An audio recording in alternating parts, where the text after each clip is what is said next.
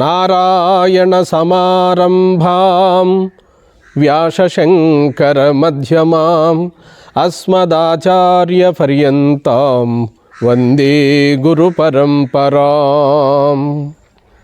దివ్యాత్మస్వరూపులైన ప్రియ ఆత్మ బంధువులారా, మనం కొంతకాలంగా ఈ ఆధ్యాత్మిక ప్రవచనములను జరుపుకుంటున్నాము. ఇందులో భాగంగా ఈరోజు మన ప్రస్తావన గురువనగానెవరు, శిష్యులనగానెవరు, సద్గురువులనగానెవరు, సశిష్యులనగానెవరు అనేటువంటి అంశములపైన మనం ప్రస్తావన చేసుకుందాం. గడిచిపోయినటువంటి ప్రవచనాలలో ముందు ప్రవచనాల్లో కూడా ఇదే అంశాలను మనం చెప్పుకున్నాము. ఇప్పుడు ఈ మూడో భాగంలో కూడా సశిష్యులనగానెవరు, సద్గురువులనగానెవరు అనేటువంటి అంశాలను మనకు తెలిసినంతలో మనం ప్రస్తావన చేసుకుందాం. గురుసేవ 4 విధములని మన పూర్వీకులైన మహాత్ములు చెప్పారు. స్థానసేవ, అంగసేవ, భావసేవ, ఆత్మసేవ. వీటినే 4 విధములైన శుశ్రూషలు అని కూడా చెప్పడం జరిగినది. స్థాన సేవ అనగా ఆశ్రమములు, దేవాలయాలు, గురువుగారు నివసించేటువంటి ధ్యాన మందిరము అనేటివన్నీ కూడా పారిశుద్ధ్యాన్ని చేసి స్వయంగా తానే సేవ చేయడం. వారికి ఏ విధమైన లోటు లేకుండా మనం ఉండే పరిసరాలను శుభ్రం చేసుకోవడం. ఎక్కడ పరిశుభ్రం ఉండునో అక్కడ ప్రశాంతత ఉండును, ప్రశాంతత ఎక్కడ ఉండునో అక్కడ భగవంతుడు ఉండును అనేటువంటి ఆర్యోక్తి ఒకటి ఉన్నది. కాబట్టి సద్గురువు అనగానే ఎవరు అనేటువంటి అంశాలన్నీ కూడా తర్వాత చెప్పుకుందాం. సశిష్యులు అనగానే ఎవరో తర్వాత కూడా చెప్పుకుందాం. ఇప్పుడు స్థాన సేవ. సేవానిరతుడై తానే స్వయముగా ఊడ్చి శుభ్రం చేసి ఆ రోజు కూడా తాను చేయవలసినటువంటి దినచర్యను సక్రమముగా ఏ విధముగానూ లోటు లేకుండా గురుసేవలో నిస్వార్థముగా చేయుట స్థానసేవ. అంగసేవ. అంగసేవ అనగా స్నానము చేయించడము, వస్త్రాలను శుభ్రం చేయడము, వస్త్రాలను మడిచిపెట్టడము, గురువుగారికి శయనం వేయడము, పాదాలు ఒత్తడము, ఇవన్నీ కూడా అంగసేవ. భావసేవ. భావసేవ అనగా గురువుగారి యొక్క భావాన్ని గుర్తించి, గురువుగారి యొక్క మనోభావాలను గుర్తించి, గురువునకు ఏ విధమైన మనస్సు నొచ్చుకోకుండా గురువుగారు ఎప్పుడు ప్రసన్నంగా ఉండేటట్టు మసులుకోవడము, తెలుసుకోవడము, అనుసరించడము. ఇక ఆత్మసేవ. ఆత్మసేవ అనగా గురువునకును దైవమునకు భేదము లేదని సంపూర్ణముగా అంకితమవడం. ఆత్మసేవ గురువు చెప్పినటువంటి సకల వేదముల సారము, ఉపనిషత్తుల సారము, నిగమాగముల సారము అన్నీ కూడా గురువాక్యమునకు మించి ఇంకొకటి లేదు. గురువునకే శరణాగతి. గురువనగా సాక్షాత్ పరబ్రహ్మస్వరూపుడని, ఆ గురువే తన ఆత్మస్వరూపుడని గుర్తించి తాను నిరంతరము గురువునకు అనన్య భావనతో సేవ చేయడం. ఈ 4 విధములైన సేవ చేసేటువంటి షష్ఠిషులకు ఆత్మను తెలుసుకోవడానికి ఏ విధమైనటువంటి ప్రతిబంధకాలు ఉన్నవో ప్రతిబంధకాక్షయమవుతుందని చెప్పి మన మహనీయులు మనకు బోధ చేస్తున్నారు. ఇక సద్గురు అనగానెవరు అనగా సా గురుమేవాభిగచ్చేత్ శ్రోత్రియం బ్రహ్మనిష్టం. సకల శాస్త్రముల యొక్క మర్మాన్ని, ఆంతర్యాన్ని, అంతరార్థాన్ని ఎరిగినటువంటి వాడై ఉండాలి.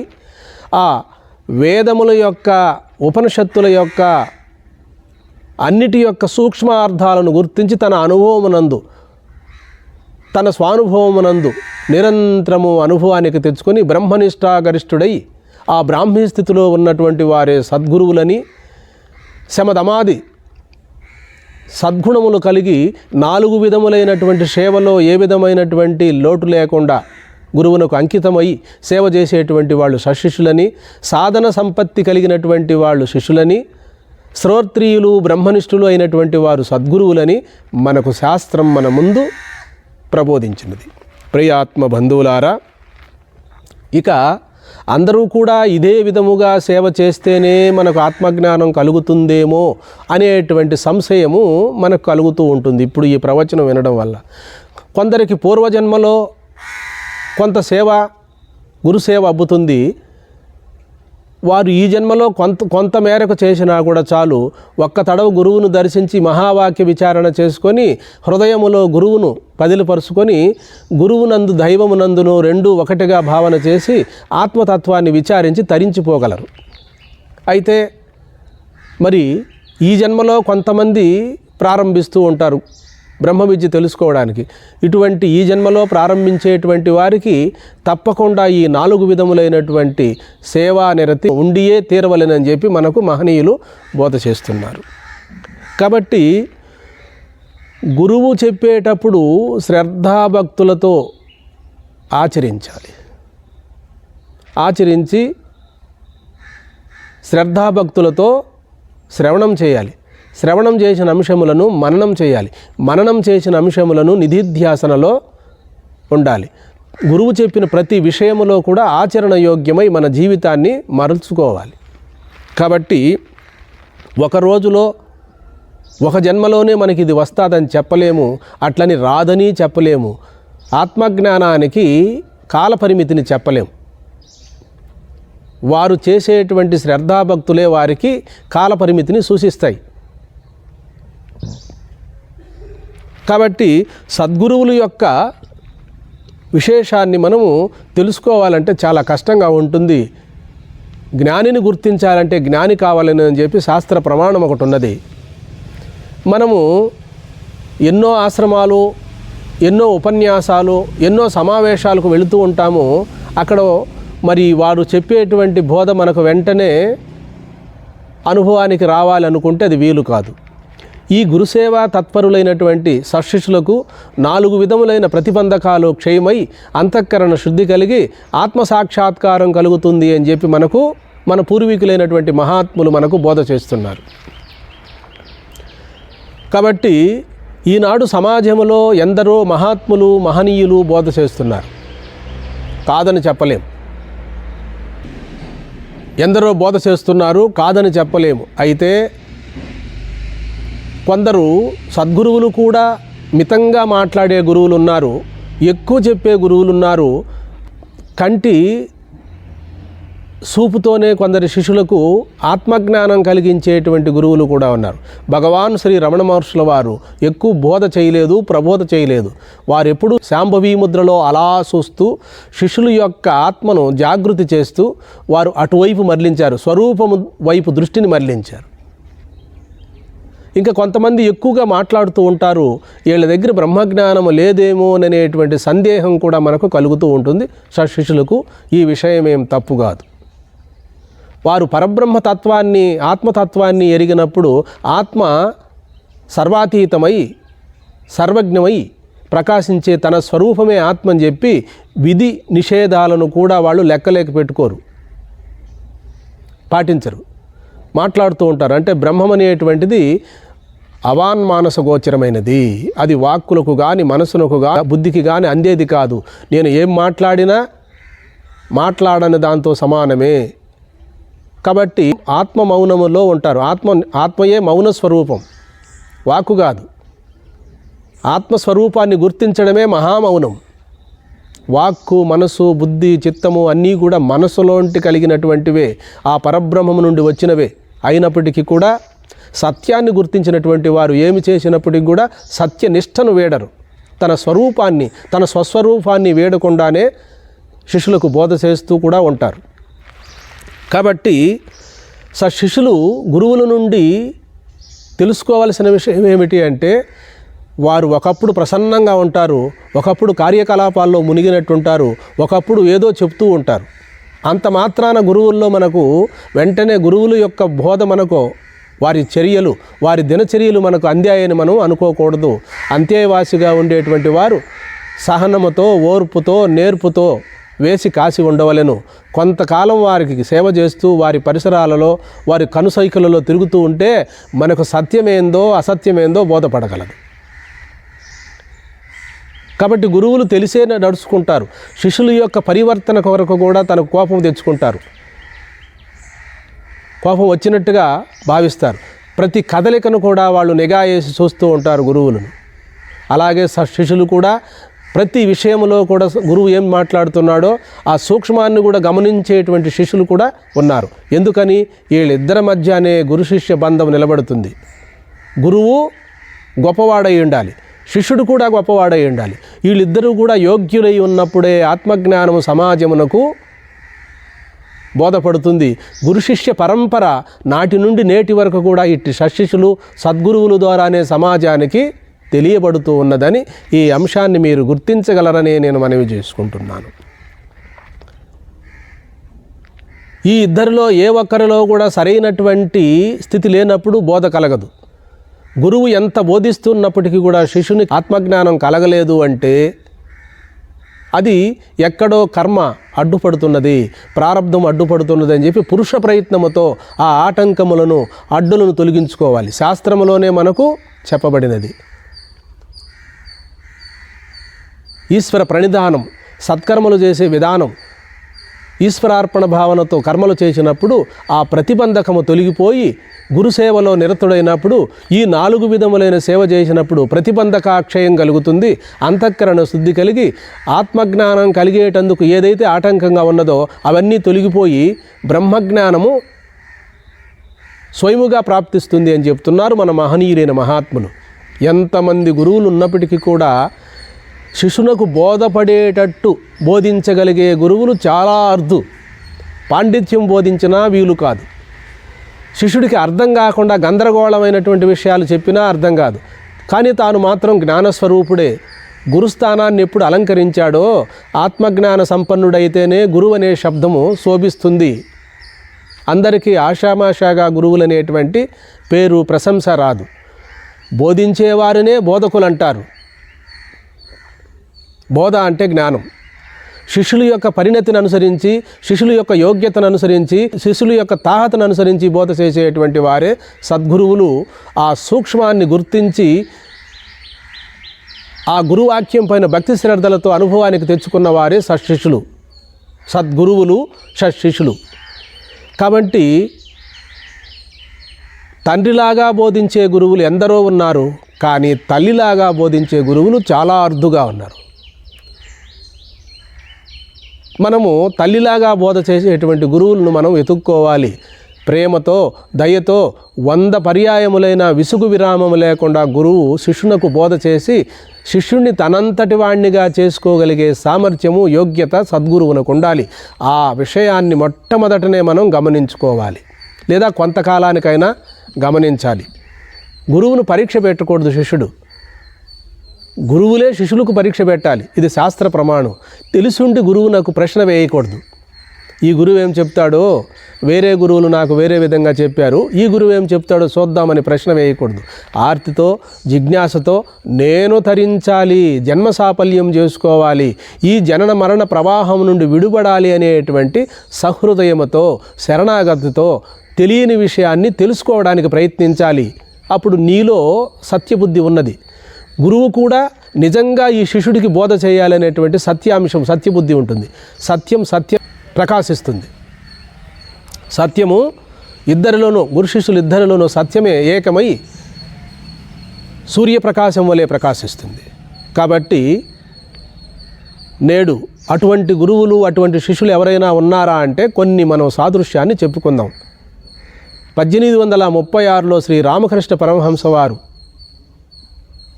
కాళీమాతను ఉపాసన చేసి అన్ని సాధనల యొక్క సారం ఒకటేనని చెప్పి తెలుసుకున్నారు. మరి శిష్యులు ఎంతమంది ఉన్నప్పటికీ కూడా స్వామి వివేకానంద స్వాములు వారు సూక్ష్మగ్రాహి, మహా త్యాగమూర్తి. వాళ్ళిద్దరూ కూడా మరి కలియుగంలో వారికి మించినటువంటి గురు శిష్యుల యొక్క తత్వాన్ని నిరూపణ చేసినటువంటి వారు లేరు. అలాగే 1608లో వీరబ్రహ్మేంద్ర స్వాములు వారు అవతరించారు. మరి జగమెరిగిన సత్యమే, బ్రహ్మంగారు అంతటి గురువు, సిద్ధయ్య అంతటి శిష్యుడు లేరని చెప్పి వాళ్ళిద్దరి యొక్క పాత్ర కూడా మనకు అందజేశారు. అలాగే ద్వాపరమునందు శ్రీకృష్ణ పరమాత్మ జగద్గురువు, జగశిష్యుడు అర్జునుడు. అలాగా మనం చెప్పుకుంటూ పోతే ఎందరో సద్గురువులు, సత్శిష్యులు మనకు తెలియబడతారు. మరి ఈ గురు శిష్యుల వారసత్వం అనేది, గురు శిష్యుల యొక్క సంబంధం అనేది ఈనాటిది కాదు, అనేక జన్మల నుండి వచ్చినటువంటిది, అనేక యుగముల నుండి కూడా వచ్చినటువంటిది. కాబట్టి ఈ సూక్ష్మాలన్నిటిని కూడా మనం గుర్తించి ఒక రోజులో ఒక గంటలో మనం గురువు దగ్గర బోధ అనేది తెలియదు. ఈ గురువు నిజమైనటువంటి వాడా కాదా, బ్రహ్మజ్ఞానాన్ని బోధిస్తున్నాడా లేదా అనేటువంటిది కూడా శిష్యులు నిఘా వేసి చూస్తూ ఉండాలి. గురువు వాక్యాన్ని ఎప్పుడు ఎదిరించకుండా మనం సత్యాన్ని గమనిస్తూ సత్యం కొరకు పరితపిస్తూ ఉన్నట్లయితే సత్యం మనకు బోధపడుతుంది. ఆ భగవంతుడే సద్గురు రూపంలో వచ్చి మనకు బోధ చేస్తాడు.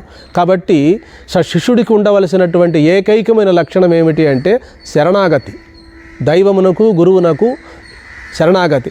గురువు దైవము రెండూ ఒకటేనని చెప్పి మనకు ఆ నిశ్చయాత్మకమైన బుద్ధి ఉండాలి.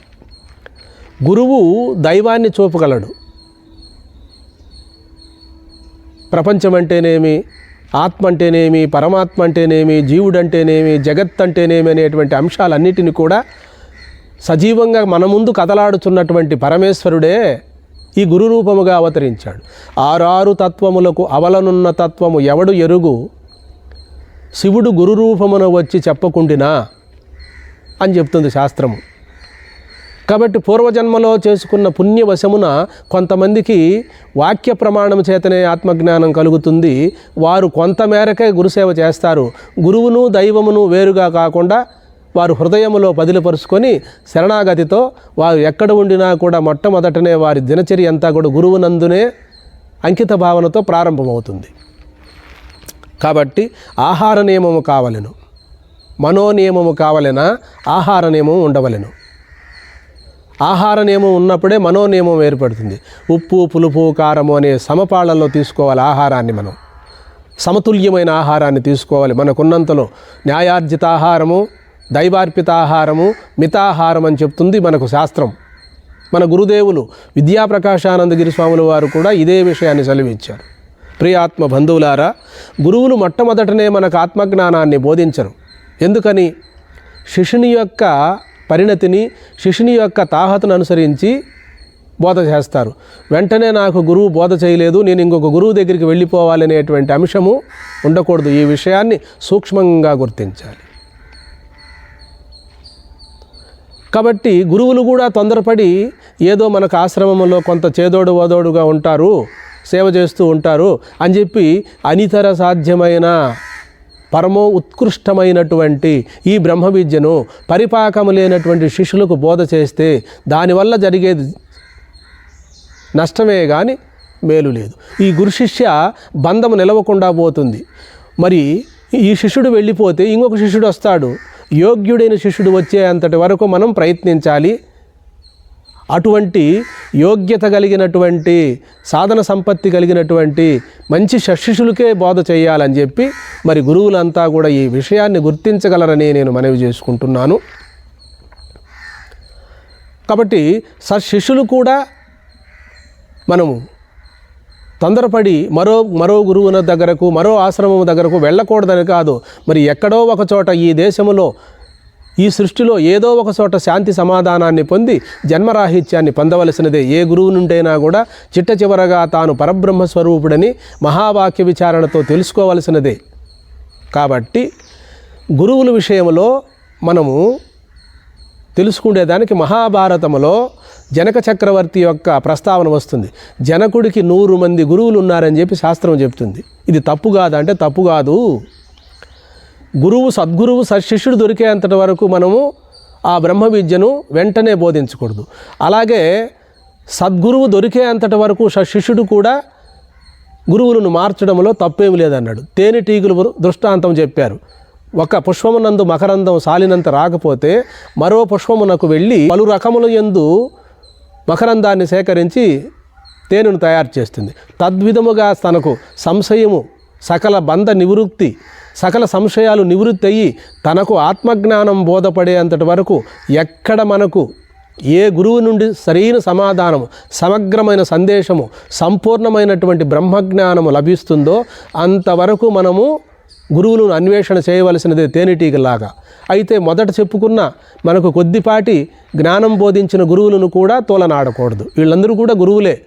నాకు నా జన్మను పవిత్రము చేసి జన్మ సాఫల్యాన్ని కలిగించి భవసాగరము నుండి తరింపజేసి స్వస్వరూప జ్ఞానాన్ని బోధించినటువంటి సద్గురువును మాత్రం మనము తెలుసుకొని వారికి శరణాగతి పొంది వారికి ఏ విధమైనటువంటి దోషము లేకుండా సేవలో లోటు లేకుండా 4 విధములైనటువంటి సేవాభావమును చేసి జన్మను చరితార్థం చేసుకోవలసినదిగా నేను మనవి చేసుకుంటున్నాను. సకల శాస్త్రములు కూడా ఈ విషయాన్నే మనకు బోధిస్తున్నవి. కాబట్టి మనకు సంశయాలు ఉడిగినంత వరకు, సరైన సమాధానం దొరికినంత వరకు ఏ గురువులను తోలనాడక నిజమైన బ్రహ్మబోధ ఉపనిషత్తులతోనూ వేదములతోనూ మనకు బోధ చేసేటువంటి గురువులు దొరికేంతటి వరకు గురువులను మార్చడంలో తప్పేం లేదు. కానీ అలా మార్చాలనేటువంటి ఉద్దేశం కూడా మంచిది కాదు. మరి వెంటనే ఈ గురువు మంచివాడు కాదని వెళ్ళిపోవడం అంత శ్రేయస్కరం కాదు. కాబట్టి శిష్యుడికి ఏం తెలుస్తుంది? అనుభవం లేదు కదా. అందుకనే గురువులకే అనుభవం ఉంటుంది, మరి శిష్యులకు కూడా సూక్ష్మ బుద్ధి ఉంటుంది, ఉండకుండా ఏముండదు. కాబట్టి ఈ సత్యాన్ని మనం గుర్తు చేసుకొని తేనెటీగులు పుష్పములు యందు వాలి మకరందాన్ని కూడా పెట్టినట్టుగా మరి సాధకులుగా ఉండేటువంటి వారు మరి పలు రకములైన గురువులను సేవిస్తూ వారిలో నిజమైనటువంటి గురువులు ఎవరు సద్గురువులను ఎన్నుకొని సా గురుమేవాభిగచ్చేత్ శ్రోత్రియం బ్రహ్మనిష్టం అనేటువంటి శాస్త్ర ప్రమాణముతో ఈ మహానుభావుడు నాకు బోధించగలడు, శాస్త్రములో చెప్పబడినటువంటి అంశాలన్నీ ఈ గురువునందు నాకు కనపడుచున్నవి, ఆచరణలో కూడా ఉన్నవి, ఇతడు నా యథార్థ స్వరూపాన్ని బోధిస్తున్నాడు, బయటి విషయాలు ఏమీ చెప్పడం లేదు. బయటి విషయాలంటే యోగం చెయ్యి, ధ్యానం చెయ్యి, ఇంకొక ముద్రాభ్యాసంలో ఉండు, సుషుమ్నాలో ప్రాణశక్తిని పైకి తీసుకువెళ్ళు, ఇట్లా చెప్పడం లేదు. శాస్త్ర ప్రమాణముతోనే నాకు బోధ చేస్తున్నాడు. లౌకిక విషయములు చెప్పే గురువు కాదు, నాకు నా యథార్థ స్వస్వరూపాన్ని బోధించేటువంటి వారే సద్గురువులు అని చెప్పి తెలుసుకొని గురువునకు శరణాగతి పొంది 4 విధములైన శుశ్రూష చేసి జన్మను చరితార్థం చేసుకోవలసినదిగా నేను మనవి చేసుకుంటున్నాను. గురువుల దగ్గరకు వెళ్ళినప్పుడు వినమ్రుడై తెలుసుకోవడానికి మాత్రమే ప్రయత్నించాలి. ఎందుకని? అందరిలో కూడా పరమాత్మ ఉన్నాడు. ఆ పరమాత్మను వ్యక్తం చేసే గురువులు కొందరు, వ్యక్తం చేయలేక అనుభవంలో ఉండే గురువులు కొందరు, అందరూ కూడా గురుస్వరూపమే. అందుకనే గురుదేవులు జగద్గురు దక్షిణామూర్తులు వారు కూడా సనక సనందన సనత్కుమారులకు సంజ్ఞ అంటే సంజ్ఞ ద్వారానే ఆత్మజ్ఞానాన్ని బోధించారు. దత్తాత్రేయ స్వాములు వారు కూడా 24 మంది గురువుల ద్వారా తెలుసుకున్నట్టుగా మనకు శాస్త్రం మనకు ప్రబోధిస్తుంది. ఈ జగత్తునే గురుస్వరూపముగా భావించినటువంటి అంశం కూడా మనకు దత్తాత్రేయ స్వాములు వారి ద్వారా మనకు వ్యక్తమై అనుభవంలోకి వచ్చింది, తెలియబడుతుంది. కాబట్టి షట్శిష్యులు సద్గురువులు పట్టు పట్టగ నేల పట్టినేని బిగియు పట్టు పట్టవలయు. కాబట్టి మనం వేదాంతములో అడుగు పెడుతున్నాము బ్రహ్మ విద్యలో అంటే దాన్ని సంపూర్ణముగా శరణాగతితో చిట్ట చివరి వరకు కూడా ప్రయత్నించి ఆత్మ ప్రబోధాన్ని ఆత్మజ్ఞానం కలిగేంతటి వరకు వెనకడుగు వేయకుండా ముందుకే వెళ్ళవలెను.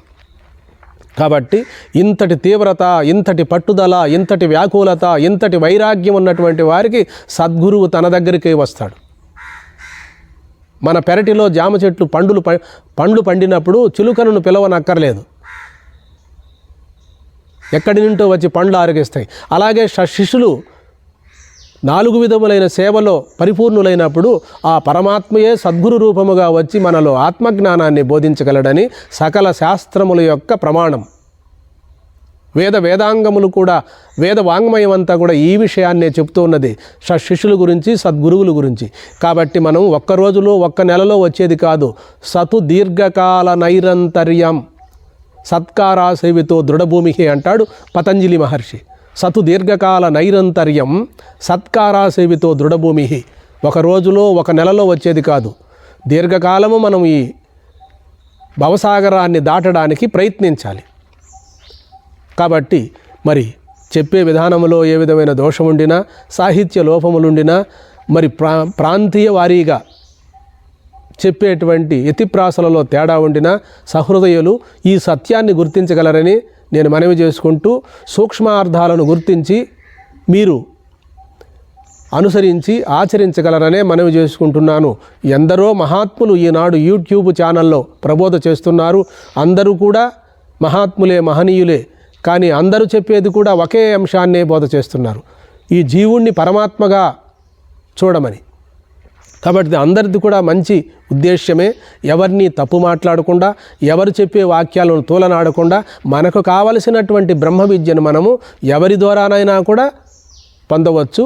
జన్మ సాఫల్యాన్ని చేసుకునేదానికి అవకాశం మానవ జన్మ వచ్చినది కాబట్టి ఈ జన్మలోనే మనం గురుసేవ చేసుకొని జన్మరాహిత్యాన్ని పొందగలం. హరి ఓం.